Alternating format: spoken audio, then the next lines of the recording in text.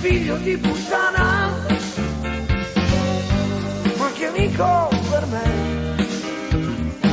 Uno che ruba anche la luna, se la deve dare a te. Se tira fuori il suo coltello, non ti chiede come stai. Grande però, che grande figlio di puttana.